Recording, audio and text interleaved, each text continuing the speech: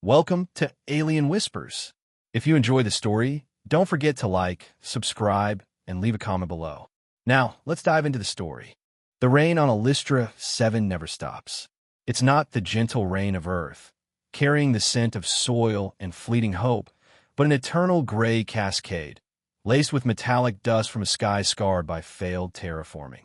Droplets hammer the thick glass of the biodome, a ceaseless symphony echoing through corridors lit by artificial glow. Inside, the air is humid, filtered through mist conduits, heavy with the scent of moss and faintly luminescent vines. This is Barry Halden-Marin's world, a man forgotten, exiled, and bound to silence. The silence isn't peaceful. It's an absence of voices, laughter, footsteps. It seeps into Barry's mind like moss on stone, wrapping around each day of his 3-year solitude. 3 years since the Concord officials, their faces cold under the fluorescent glare of a tribunal chamber, stripped him of his title. Terraforming biologist, they'd called him, with grudging respect tinged with suspicion. Now he's just Barry, a ghost in their records, shoved onto a cargo shuttle and sent to Alistra 7 under Statute 9.3. Unauthorized use of sentient genetic code. His crime needed no lengthy explanation. He'd crossed a line, testing an unapproved root photosynthesis algorithm. It worked too well. The roots developed neural responses, coordinating in ways that suggested nascent consciousness. They reacted to light, heat, his presence, as if they knew he was there. Barry called it life. Concord called it a threat.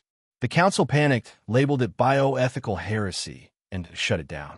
They didn't imprison him or execute him. Instead, they offered a deal he couldn't refuse.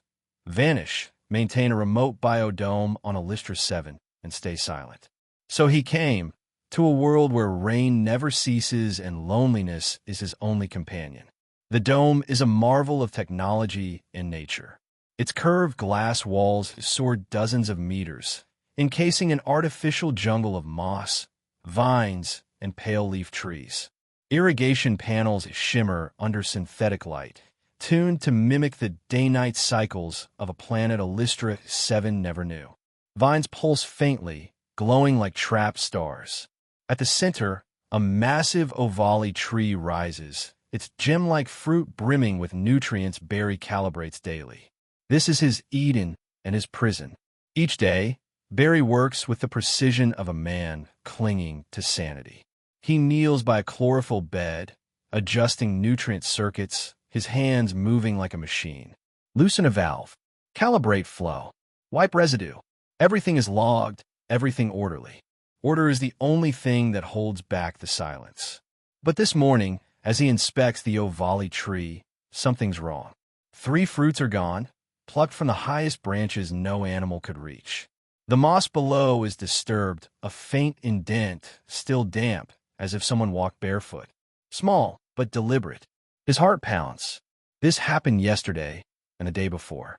Each morning, he leaves fruit as a silent offering. Each morning, they vanish. A week ago, he glimpsed her, a child, green-skinned, white-haired, no taller than his waist. She peered from behind nutrient tanks, her eyes bright as distant stars, glinting with curiosity and wariness. She said nothing, vanishing into the foliage like a wisp. Barry didn't report it. He couldn't. Not to Concord. Not after what they do to those who aren't meant to exist. Instead, he left more fruit, a quiet hope she'd return. Today, something shifts. A sensor pings once, a low pulse, signaling movement near the dome's southeast corner. Not wind, not wildlife. Something bipedal. 2 heat signatures. Barry freezes, his hand tightening on the worn spade at his belt. He has no weapons, just a small medkit at his hip. Then a sound, bare feet slapping wet moss, followed by a giggle, clear as a silver bell. Tree man. Barry spins. The girl stands in the dome's light, thin, drenched, grinning wide. Her skin glows pale green under the mist, shimmering like pearl. Her long white hair clings to her shoulders like fine vines, and a woven satchel sways at her hip. Her eyes, huge and purple, shine with fearless confidence. I brought Mama, she whispers, excitement bubbling. I told her you're not mean. Barry doesn't move, his breath catching. The girl takes 2 light steps, tilting her head like a bird. You remember me? I am Kra. Then he sees the woman, emerging slowly from the foliage. She's tall, regal, though visibly exhausted. Her long white hair is tightly braided, wet and tangled, streaked with mud. Her green skin glimmers with faint bioluminescence, flickering in patches like a dying lamp. Her patched tunic is mud-caked, clinging to her legs.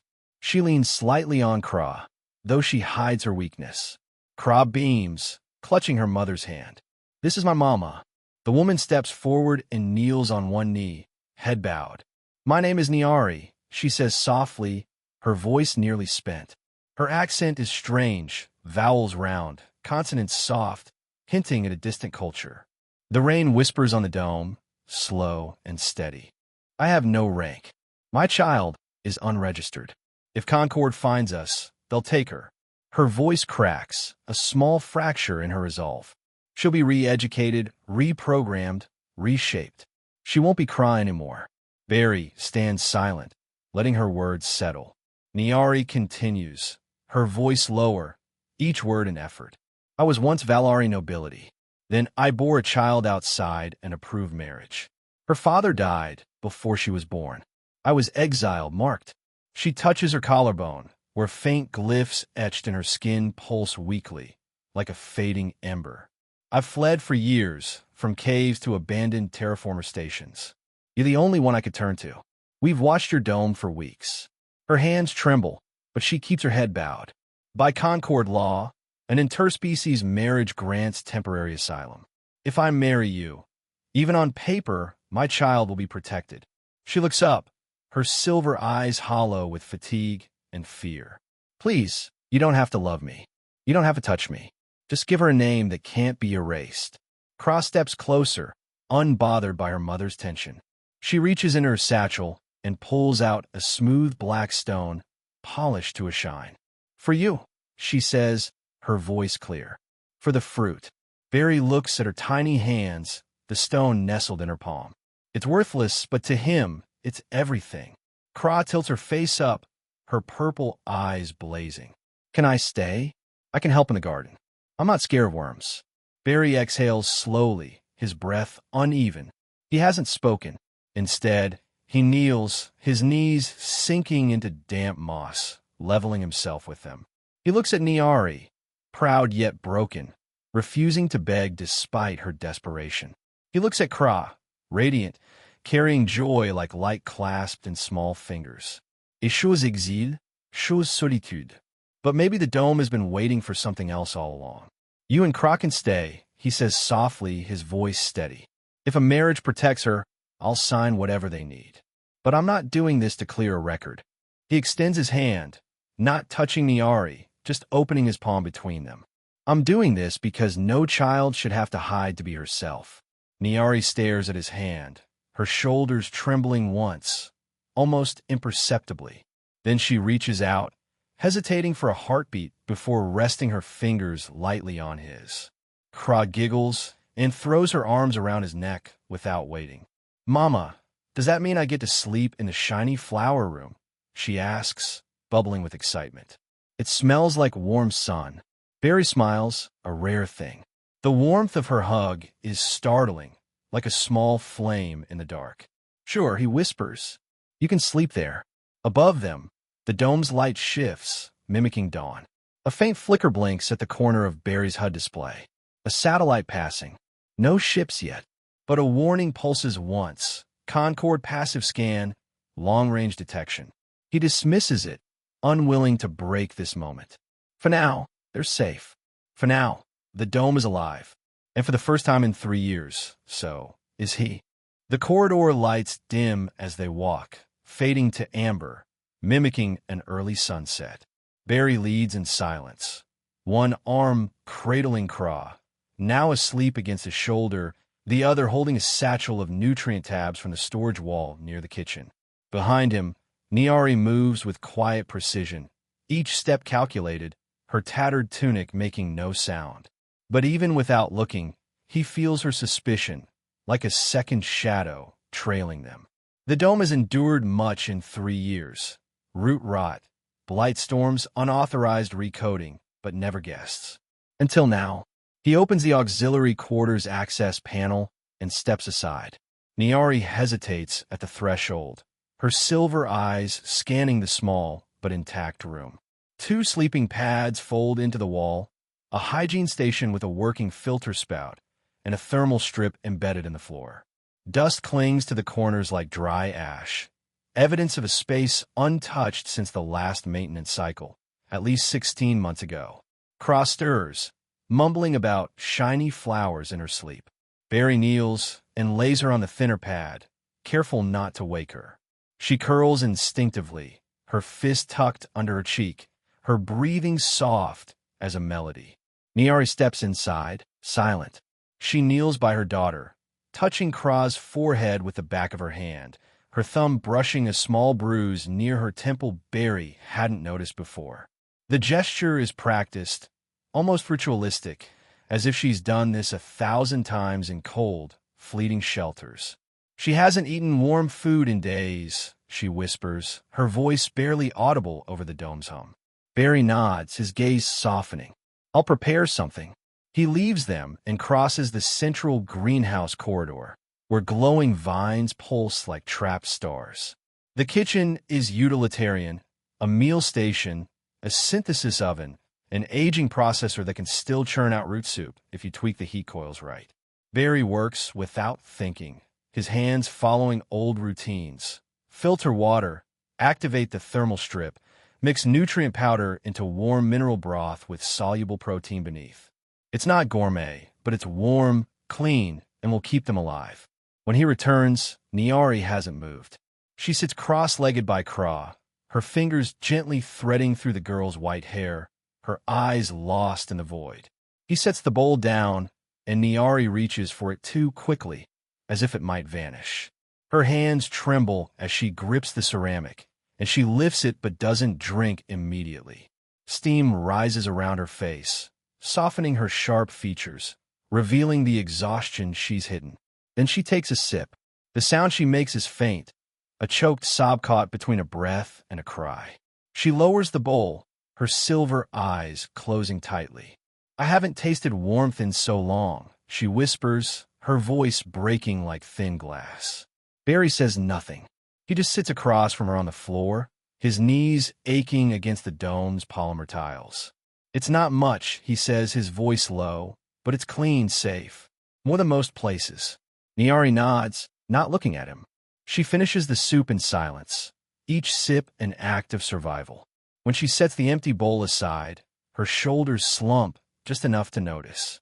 Kra's soft breathing fills the space between them, a small but powerful sound, a reminder they're still here, still alive. How long did you watch the dome?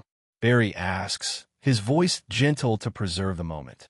Niari looks up, her silver eyes calmer, but still wary. 3 weeks. We stayed near the geothermal vents in the ridge. Only came down at night. Why now? He asks, though he half guesses the answer. She hesitates, her gaze flickering to Kra. Because we ran out of time. Barry doesn't press. The strain in her voice says enough, a looming threat, not just hunger or weather. He watches her adjust Kra's blanket, her fingers lingering on the girl's collar, pausing over a faint purple line beneath the fabric. An old mark, a burn. His jaw tightens, but he keeps his voice even. Someone hurt her? Niari doesn't look up. Not since we left Valari's space. Before that, punishment was routine for both of us. She speaks without emotion, as if the weight of those memories has long since petrified within her. Barry swallows the sharp feeling in his throat, trying not to let it spill out. You found the one person Concord forgot, he says, more to himself. Smart. You're not forgotten, Niari says, catching him off guard. She meets his eyes, unblinking. You're watched. Barry frowns, and she continues. There was a signal. Concord's source, 2 days ago. They scanned this sector. He nods slowly. I saw it too. You should assume we're monitored, she adds, her voice sharp as a blade. I would if I were them. A long silence settles, heavy as the air before a storm. Finally, Niari shifts, her gaze softening. Why did you agree? You didn't even hesitate. I did, Barry says, his voice low. You just didn't see it. She tilts her head, waiting. He looks at his hands, rough from years of soil and machinery. For 3 years, I pretended this dome was justice. Like I deserved this solitude. No chains, just plants, just silence. But then a kid shows up out of nowhere, barefoot, hungry, and trusts me with a shiny rock. Trust like that doesn't come often. Niari's expression softens, a faint smile flickering like light on glass. Besides, he adds, Concord wouldn't waste a trap on someone like me. They already won. She studies him for a long moment, searching for something deeper. Then abruptly she stands. I need to wash before I taint this place further. Barry nods and points to the adjacent hygiene unit. Water flows. Sanitizing agents are labeled in both languages. She pauses at the door, her hand gripping the frame too tightly. Do you have spare clothes? Not your size, he says, but I'll find the closest fit. She disappears behind the door, leaving him in the growing silence. Barry sits, watching Cross sleep. Her face is fragile, almost translucent under the dim light, her breathing a soft whistle through her nose. She curls tightly into the blanket, like a seed awaiting warmth. He doesn't know how long he stays, only that for the first time in years, the silence doesn't weigh him down. It feels like a promise, a new beginning. Morning comes quietly, the dome's light shifting from amber to pale gold, filtering through mist-fogged glass. Barry is up early, sitting on an observation bench near the eastern nutrient beds, sipping synthetic tea that tastes of mint and metal. Humidity spiked overnight, a minor issue he'll need to fix before noon to prevent mold. But today, he lingers, his gaze drifting to the pulsing vines, glowing like trapped stars. For the first time in 3 years, he's not alone. The silence around him isn't empty. It's resting. A small sound breaks it, a sleepy yawn, then the patter of bare feet on tiles. Kra appears at the threshold, her hair a tangled mess from sleep, one hand rubbing her eyes, the other dragging a faded cloth she clutched all night. She sees Barry and beams, her smile bright as the sunlight Alistra 7 never sees. You're still here, she says, as if it's a miracle. I live here, Barry replies, a slight smile curving his lips. Kra rushes over, dropping the cloth, and leans against his knee like it's second nature. The bed was so soft. I thought I was dreaming. Not a dream, he says, just thermal foam and real warmth. She blinks, her purple eyes blazing. I didn't dream. I just felt warm. She says it like warmth is a rare, magical sensation like flight. Barry's chest tightens, a mix of ache and warmth. He sets his cup down. Hungry. Kra nods so fast her hair flies. Yes, but not that mushy root soup. My tongue doesn't like it. Barry chuckles, a rare sound in the dome. Noted. He stands, ruffling her hair, a touch she doesn't flinch from, and leads her to the meal prep module. As he stirs a starch-protein mix and warms fruit pulp, Kra wanders, humming tunelessly. She skips through the corridor, arms spread like wings, whispering to herself and pausing to inspect everything. Light panels, vent grates, a cluster of nutrient beads like a pocket universe. Barry watches, cataloging. She's thin, but her pigmentation's improved, breathing steady, eyes focused. She's healthy for now. When he turns back to the food tray, Niari is there, standing at the threshold, her damp hair braided back, her posture still wary but her face softer than last night. You let her wander, she says, not accusing, more surprised. She's 5, Barry says, handing her a small bowl of the mix. Curiosity's her job description. Niari steps in slowly, her movements precise, like she's always conserving energy, always ready to run. She takes the bowl with a nod. You didn't have to cook. You didn't have to ask me to save your daughter, Barry replies evenly. But you did. For a few beats, they eat in silence. Kra returns, sitting cross-legged on the bench, her nose wrinkling at the food but eating with both hands, her appetite real now. Niari watches her for a moment, then sets her bowl aside. She's never been in a place this open where the walls don't listen. Barry raises an eyebrow. You mean surveillance? Niari nods. In Valari society, every public space reports movement and sound to upper-tier auditors. Even breathing wrong could get you flagged. She doesn't act like someone raised under that. She wasn't, Niari says. I fled with her before she could walk. We've always been moving. Caves, wrecked ship modules, old terraformer stations. She's resilient. She's too young to know what fear is. Barry glances at Craw, now trying to lick pulp from the bowl's edge, and a smile flickers on his lips. Niari follows his gaze, and something flashes in her expression.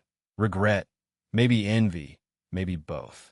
Last night, she says quietly, I didn't sleep until I heard your breathing from the corridor. I noticed. You don't trust us either, she says, turning to him. I trust what I see, he says. You protect her like someone who's lost too much. She trusts like someone who's never been betrayed. Niari freezes, a subtle shift, but clear. She looks away, her thumb tracing the table's edge. I don't know how long we can stay. You need to understand that. I do, and yet you let us in. I'm not sure it was a choice, Barry says. More like inevitability. Niari doesn't reply, but her eyes don't leave him. Craw breaks the silence, her voice ringing clear. Mama, can I show him the shiny leaves? Niari blinks. What leaves?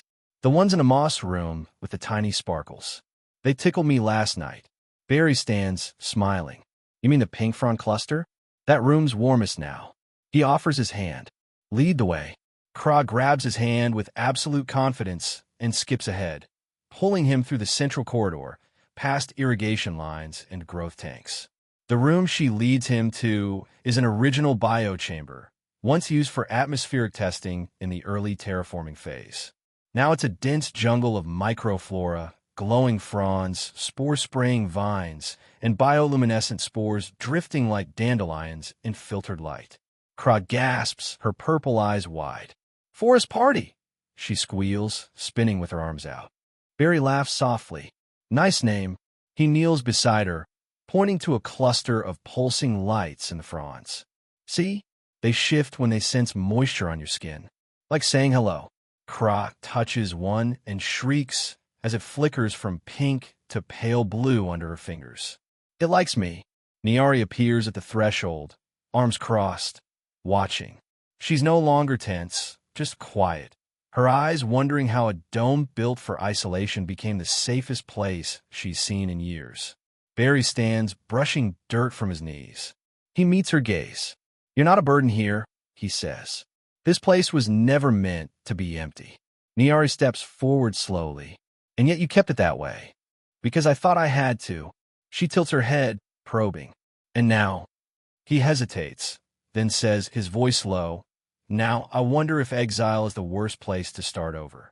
Craw giggles behind them, chasing a glowing beetle down a mossy path, her laughter echoing like silver bells. The biolights flare brighter for a moment, a heartbeat in the dome. Somewhere above, a sensor clicks faintly, its background hum shifting. Barry glances at a nearby screen. Another passive signal, higher frequency. Concord systems are closing in. He looks back at Niari. She saw it too, her eyes sharpening, but she doesn't panic. Barry nods once, wordless. They have time, but not forever. But here, in the filtered forest light, with a radiant child playing between them, it's enough for now. The storm hits without warning, a low-pressure front rattling the dome. An integrity alarm chimes softly, a low-frequency pulse vibrating through the floor like an anxious planet's heartbeat. Barry taps the nearest terminal, his brow furrowing as amber warnings flash across the screen. Humidity overload, pressure deviation in Sector D. Great, he mutters. Just what we need. He pulls on boots, grabs a toolkit, and slings a utility jacket over his shirt. As he crosses the corridor, Niari blocks him, holding a clean rag, her expression sharp. You felt it? She asks. Pressure sensors flagged instability in the west greenhouse. I need to manually reset the dehumidifier valves before mold spreads. I'm coming. Barry hesitates, but she adds, her voice firm, I know tools. And you'll finish faster with help. She's not wrong. He nods once, and they hurry down the service corridor, boots thudding on metal as distant thunder rumbles through the dome's thick skin. It's not true thunder, but atmospheric vibrations from the storm front crossing Alistra 7 surface. The external terraformer heaters are unstable, so localized lightning storms often discharge into the reinforcement plates. In the greenhouse's far wing, vines hum with residual static as Barry pries open a floor panel. Humid air wafts out, heavy and sour, smelling of earth and metal. Humidity's over 70%, he says, his voice tight. Any higher, the root clusters will collapse. Niari kneels beside him, her eyes focused. Which valves? Barry points. The two on the right. I'll handle the far one. She moves past him without hesitation, her motions clean and precise, like someone used to fixing things in desperation. He watches her longer than necessary, noting that despite her exhaustion, she carries herself like nobility. Head high, shoulders square, defying everything. They work in silence for minutes, the hiss of tools and faint clank of shifting panels their only soundtrack. The air thickens, charged with static and unspoken words. Finally, Niari breaks the quiet. You keep this place alive like it's atonement. Barry doesn't look up, his hand tightening on a wrench. Isn't it? No, she says simply. Atonement implies guilt, but I see care in how you touch everything. You love this place. I used to, he admits, his voice low. Now I think I love what it lets me forget. A long pause, then her voice drops, almost a whisper. What did you do? He pauses, tightening a panel before answering. I tweaked a root photosynthesis algorithm. It wasn't approved, but it was too effective. The roots developed neural responses earlier than predicted. They started reacting to stimuli in coordinated ways, patterns, rhythms, consciousness, I don't know. The council panicked, called it unethical, and shut it down. She glances over, her eyes sharp. And you fought them. I didn't think they had the right to decide what's life just because it scared them. So they erased you. Not erased, Barry says, his voice dry. Just quietly removed. No chains, no trial, just exile. Niari tilts her head, probing. You could have run like me. I didn't want to be hunted. I wanted to disappear. She absorbs this in silence. The rain pounds harder now, its echo trembling through the glass like distant artillery. Do you regret it? She asks, her voice soft as a breath. Barry stops mid-motion, the wrench hovering. Every day I think I do, until I realize what kind of man I'd have to be to not regret it. Niari exhales slowly, her gaze softening. They killed Kra's father before she was born, she says, her voice flat, but her hand tightens on the tool in her lap. Not for a crime, just for touching a noble's daughter he wasn't allowed to. Barry looks at her, his heart clenching. I thought if I ran far enough, fast enough, I could make her invisible. She continues, her voice now trembling faintly. But she shines too brightly. They always find us. He sets the wrench down, looking across the gap between them. You don't have to run anymore. I do, she says, her eyes flat. You've given us time, but Concord doesn't forget. One skin too many, and they'll send someone. Someone no land or shelter can stop. We'll find a way, Barry says, his voice firmer than he feels. She looks at him, searching. You keep saying we like it means something. It does. Her eyes hold his for a second longer. Then she looks away, focusing on the valve. Barry stands first, offering his hand. This time, she doesn't hesitate. Her fingers slide into his palm, warm and steady. She rises with his help, their closeness lingering a second longer than needed. The rain above surges, drumming with renewed force. He seals the panel and resets the lock. The greenhouse lights flicker once, then stabilize. That should hold pressure, he says. We'll monitor levels overnight. Niari nods, her gaze drifting to nearby water collection tanks, where blooming algae glimmers under the light. You make things grow, she whispers. Even in exile. Barry doesn't reply, but he watches her, noting how her shoulders aren't as hunched, how she steps like the floor beneath her is trustworthy. Later, back in the living quarters, Kra is curled on a bench, a solar blanket tucked under her chin, a seed husk in her hand. She fell asleep mid-sentence, mid-story, mid-world that stopped hunting her. Niari kneels by her, her eyes soft but vigilant. Barry starts to leave, but her voice stops him. She said, "He smells like bark and warm air." She meant it kindly. Barry smiles faintly. "Better than what most have called me." She looks up at him. "And what do you call yourself now?" "I don't know yet," he says, his voice low. Her eyes don't waver. "Maybe we'll figure it out together." He lingers at the threshold, watching her gently brush a strand from Kraw's face. Her touch is careful, reverent. He doesn't say goodnight. He just steps out, letting the silence return. Outside, the storm shifts east, its roar fading to a low hum. Inside, the air is thick with life, with the scent of clean soil and warming trust. The new day begins in stillness, but something in the air feels wrong.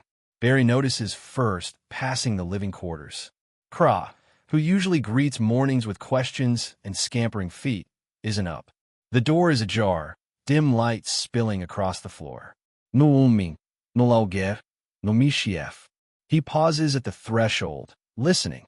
Inside, Niari sits on the bed's edge, her posture rigid. Kraw is curled in her lap, wrapped in a thermal blanket, her small limbs still under the folds. Her skin has lost its glow, now gray-green at her temples. Her cheeks are unevenly flushed, her breathing too fast. "She hasn't woken," Niari says, not looking up. "Not once all night." Barry steps in, scanning her from a distance. Eyes, skin, pulse, breathing. "When did the fever start?" "Before dawn." She was shaking, then sweating. Niari's voice is low, steady, but her eyes betray fear beneath the calm. "I gave her hydration tabs. They didn't work." "Let me see." Niari shifts slightly as Barry kneels and runs a scanner over Kraw's small frame. The diagnostic screen flashes. Elevated internal temperature. Stage 2, dehydration. Nutrient absorption failure. Systemic immune response lag. Barry mutters, "Damn it. What does it mean?" Niari asks, her voice tight. Her body's rejecting synthetic food, likely due to Valari immune design. Maybe long-term raw diets or hybrid physiology stressed her absorption functions. "Can you fix it?" "I can stabilize, but we need real food, real enzymes, proteins she can process. We have fruit, leaf powder. You grow everything here." "For humans, yes. For her, we're guessing." Niari goes still, her eyes darkening. Barry stands, heading to the cold storage, retrieving a sealed nutrient block. He breaks it, mixes it with warm mineral water, and adds root-based enzymes to restart slow digestion. A gamble, but they're only one. Kraw moans as Niari props her up. Her eyes flutter open, hazy, unfocused. She whimpers once. "My tummy hurts." Niari presses her lips to Kraw's forehead, then gently tilts the bowl to her mouth. "Just a little, Kraw. Just a sip." The girl tries, but the first swallow triggers a gag, and Niari's hand tightens around her. Barry steps in with a cloth, catching the spill and checking her pulse again. They spend the next hour alternating thermal adjustments, hydration tabs, and microdoses. Kraw drifts in and out, sometimes murmuring dream fragments, strange names, cave shadows, sense not of this place. Near noon, Niari breaks. She stands, crossing to the far wall, gripping a shelf's edge, her hands shaking. "I kept her alive through toxic storms, weeks without food. But now, in a place with walls, heat, medicine, this is where she starts to fade." Barry doesn't answer. He knows nothing can make that right. Niari turns, her face pale with anger and helplessness. "Don't tell me this is better. That exile is worth it. That hiding in this dome with a stranger was the right choice." He stands, meeting her eyes. "I won't say any of that. But I will say this. If she were anywhere else, she'd be gone by now." Niari freezes, her jaw clenching. She looks away, swallowing hard. Barry steps closer. "You think this place is weak, but it's weathered 3 years of storms without breaking. It's not just dirt and glass. It's built to adapt." "She's not part of your design," Niari whispers. "She's not part of anything." Barry softens. "She is now." They stand in silence. Kraw stirs behind them, mumbling about the flower room. Niari kneels by her, brushing hair from her face. She wants to sleep in the bright room. Maybe she'll rest better there. The light triggers circadian responses, Barry says. It might calm her neural signals. We can move her safely with help. Together, they wrap Kra in soft insulation and carry her gently through the warm corridor to the old terraformer vault. As thermal sensors activate the light panels, the room floods with soft pink. Vines glimmer, the room pulsing faintly like a heartbeat from the petals. Cross eyes, her limbs relaxing slightly. They lay her on a thermal pad Barry pulled from storage. Niari kneels, tucking the blanket just right, her hand never leaving Kra's frame. Barry stands near the door, unsure if he should speak. But Niari looks up. I used to think children are born without a choice in their fate. Now I wonder if she chose me. If she knew. Maybe, Barry says softly. Or maybe she's teaching you to survive in ways you weren't allowed. Niari looks down, brushing a strand from Kra's cheek. She's stronger than me. Barry steps closer. You're why she's still breathing. For a long moment, Niari doesn't move. Then, slowly, she reaches for his hand. She doesn't look at him, just grips tightly, not for him but for her for this moment. Barry lets her. The room is quiet, the light pulsing, the air warm with breath and slow healing. They stay like that until Kra's breathing steadies, until her forehead cools, until Niari's grip eases, not in weakness, but in trust. The storm passes, but Barry can't shake the sense of something worse approaching. He stands at the edge of the main control station, eyes locked on the telemetry feed. For 4 days, Concord's passive scans have hovered just outside the safe threshold. But today, a new signal appears, stronger, focused, deliberate beacon pulse targeted. A ship is approaching. Concorde-class chassis. Estimated arrival, 43 minutes. He doesn't curse. He doesn't punch the console. He just stands, his hand gripping the table's edge, bracing for what's coming. Barry. Niari's voice is soft but sharp behind him. She steps in, her expression shifting as she sees his face. What is it? A ship. Not a supply run, not a patrol drone. Something Concorde built off schedule. Niari's breath catches. They found us. They haven't landed, but they will. She's already moving, packing a satchel, checking her knife, her eyes darting to the corridor. We can run. Barry steps in front of her. There's nowhere to run. Alistra 7 is open ground and ice ridges for 100 kilometers in every direction. You wouldn't last 2 days with Kra's condition. Niari freezes, her eyes darkening. She's still recovering, Barry adds gently. Even if she could walk, the cold would kill her faster than Concorde. Her hands drop, clenching at her sides. Then what do you suggest? I didn't just keep this place alive, Barry says, his voice steady. I designed it, modified it. She narrows her eyes. Meaning, he steps to the terminal, pulling up a hidden menu buried under decades of diagnostics. The screen shifts, revealing a schematic Niari's never seen. Meaning there's a sub-access level in this dome that doesn't report to Concorde. I built it after exile began. Defense systems, identity cloaking, radiation camouflage. My insurance, in case they decided to take this too. Niari steps closer, her eyes scanning the schematic. Can you hide us? I can try, but it won't hold if they breach the dome. Once they're inside, it's over. Her face is unreadable, but her voice is steady. Then we can't let them in. Barry doesn't reply. The weight of her suggestion lingers between them. From the corridor, Kra calls sleepily, her voice thin. Manga.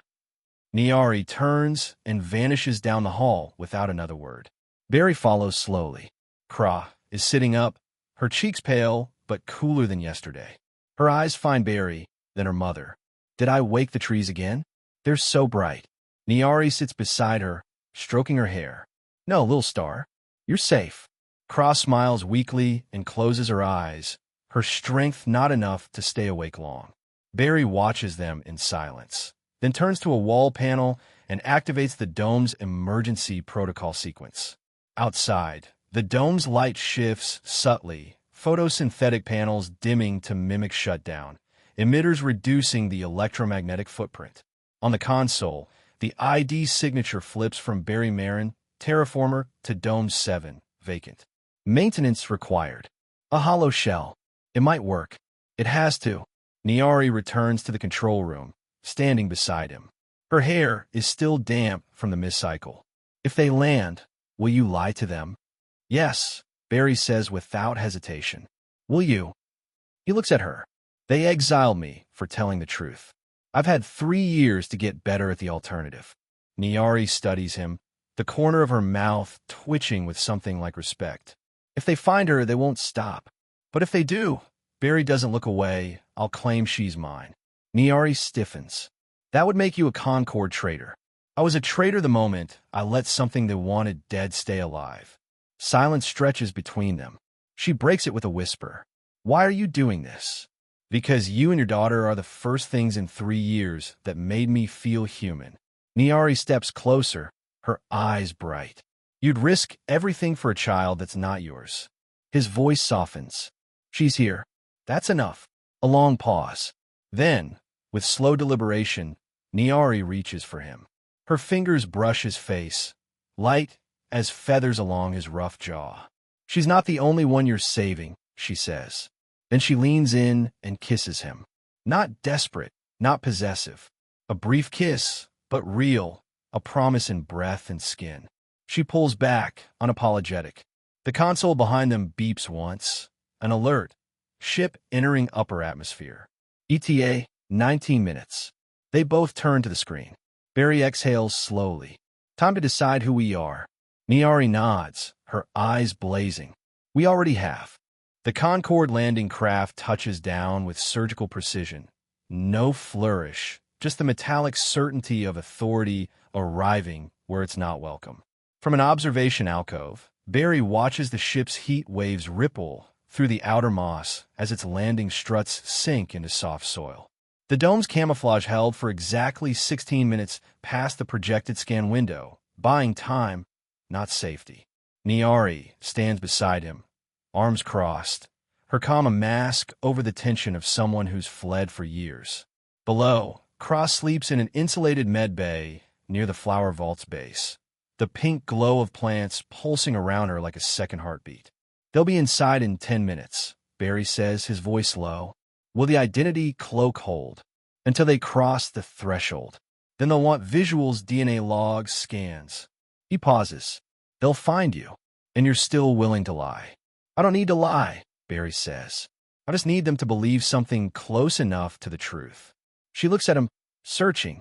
And if they don't, I'll keep buying time until you and Craw get out. There's a subtunnel under the utility trench, never mapped. You built an escape. I built an ending, Barry says softly. I just didn't know for who. Niari touches his face. No hesitation now. I'm not leaving you. We stand together. Barry closes his eyes for a moment, letting the weight of that settle. It feels like truth. The outer dome door hisses open. Metal boots clang on the landing pad. They move through the living quarters, past the soft hum of thermal lights, past old research stations now holding meals, warmth, and signs of life not meant for strangers. Barry stops at the entry terminal, activating the final override. All right, he says under his breath. Here comes the future. The inner door opens with a pressure click. 4 Concord officials step in, clad in black carbon silk uniforms, visors glinting, weapons holstered but visible. The leader advances, tall, pale, efficient. Terraformer Marin, you triggered a Class A anomaly alert.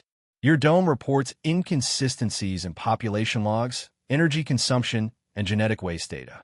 Barry steps forward, calm. Old equipment. No maintenance ships in 18 months. I've been patching errors. The official scans him. You were assigned this dome under Statute 9.3. Your rights are restricted. I haven't left the dome's perimeter. No Earth contact. No interference with Concord operations. And yet, the official steps closer. Our instruments detected 3 heat signatures in this structure last week. 1. A juvenile, non-human. Barry doesn't flinch. A wild hybrid, born from environmental interaction with my plant grafting fields. It found the dome, injured. I treated it. You treated it. Basic medical relief, not citizenship, not sanctuary. The official's face is blank. Concealing sentient offspring is illegal. especially unregistered. It's not sentient. It mimics sounds, movements. It eats. That's all. Niari stands still, her expression neutral. Cross sleeps, unaware the world now pivots on the truth of her existence. I want to see it, the official says. Barry steps aside, leading them down the corridor. His heart pounds, but his face stays unreadable. They enter the chamber, Kral lying in the pod, surrounded by glowing plants. Her skin is cool, her biolights faintly pulsing along her collarbone. The official steps closer. Kral stirs slightly, but doesn't wake. Found in Sector C2, Barry says. Starving, sick, no language, no markers. Yet it responds to your voice. It responds to warmth. The official turns to Niari, standing a few steps back. Who are you? Barry answers for her. My assistant, a Concord-approved caretaker, transferred from the Southern Relay Dome. We filed after my solar array failed. The official checks a wrist tablet. No such request. I see no record. Barry shrugs. Old systems, spotty relay networks, but I can provide biometric scans. The official narrows his eyes. Do it.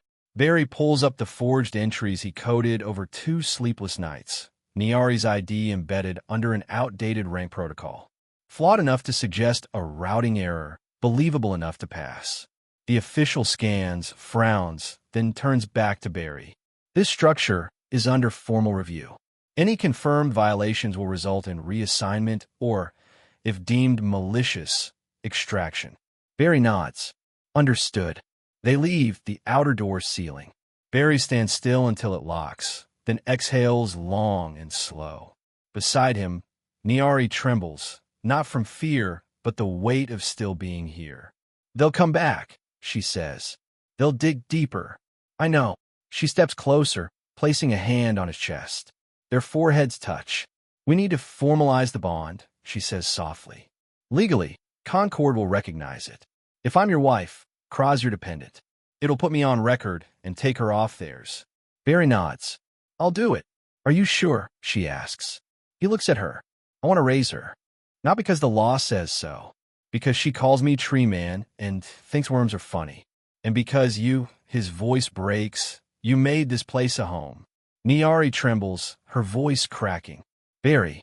He silences her with a kiss. Not desperate, not defiant. Real. The dome's light shifts with the hour. Outside, the storm front pulls east, light fracturing through the glass like broken dawn. Later, they'll register the bond at the terminal. Later, Barry will send forged documents into Concord's overloaded network. Later, the law will see them as a family. But in the glowing flower room, with their daughter breathing easily for the first time in days and the world quiet around them, it's already real. No more hiding, no more running. They've chosen each other, and the dome, rooted, breathing alive, holds them safe in its care.